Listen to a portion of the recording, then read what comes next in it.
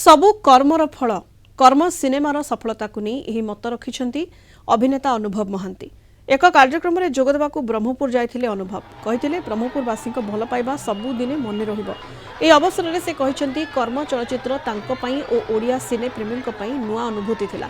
एपरी नुआ नुआ कहानी को नहीं आहुरी नुआ फिल्म आसिबो तांको सहित अधिक आलोचना करथिले आम दक्षिण ओडिशा मुख्य प्रकाश पटनायक।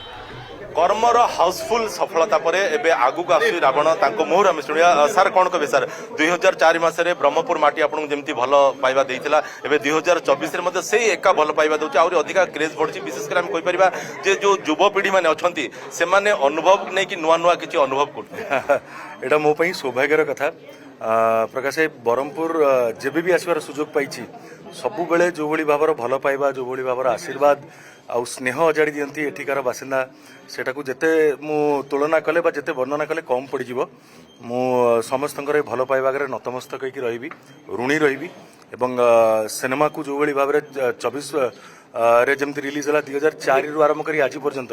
ता पूर्वर मध्य एल्बम रु जो भल पाइबा पाइथिली मोर परिश्रम सब बेले जारी रहबो कि भल काम केमती करी चले। कर्म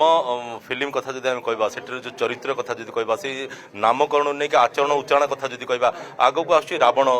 सेमती तार नामकरण तार चरित्र तार उच्चारण भितर कोन गोटे फरक अनुभव करिवे सामंजस्य कोन रहिछि बा कोन फरक रहिछि मु भाउछि सेटा टिके किछि दिन अपेक्षा करि गले तार प्रॉपर ब्लूप्रिंट मध्ये अछि को समय रे कोन कोन रिवील होई चलिबो फिल्म विषय रे एतिकी कहबे कि आम तरफ परिश्रम रहबो कि कर्मटु केमती 10 गुण अधिक आमे बेसी देई पारू इनपुट रावण रे तेन कि आपण मानकर भल पाइबा आशीर्वाद ऊपर सब निर्भर करी। कर्म फिल्मटा गोटे हईचई सृष्टि कला गोटे ओडिया चलचित्र ओडिया इंडस्ट्री फिल्म इंडस्ट्री रे तार कारण कोन होई पारे बोले मतलब सेमती किछि बेसी टिके रिसर्च करिया पड़िथिला कि टिके बेसी टिके अधिक टिके एफर्ट करिया पड़िथिला कि डायरेक्टर आउ तांकर संपूर्ण टीम बहुत बढ़िया काम करथिले आउ सबु आगे कर्मर फल दर्शक माने देले आपण मानकर आशीर्वाद आपणकर द्वारा हमें फल पाइछु। कर्म सिनेमा सारा भारत रे हाउसफुल चलला ओडिशा सिनेमा शिल्प को गोटे नुआ दिग देला कि ओडिया सिनेमा बाहर राज्य भी कोभली भाव रिलीज हो पार जो जिनसा अनेक समय चिंता करूँ एथर मेटेरियलाइज है मु भावुँ यहाँ आरंभ मात्र आगु को आहरी बड़ बड़ पदक्षेप नि गोटे लास्ट आम जानापी चाहबू जे कर्म फिल्म को लेकिन अनुभव नुआ अनुभव तो आपंकर जो फैंस माने अच्छा जो मैंने कि आपन को भल पाँच आपण फिल्म लगातार देखुं कौन कह मु समस्त कहबी कि आपण मानकर भल पाइबा जो भाव में दे आछंती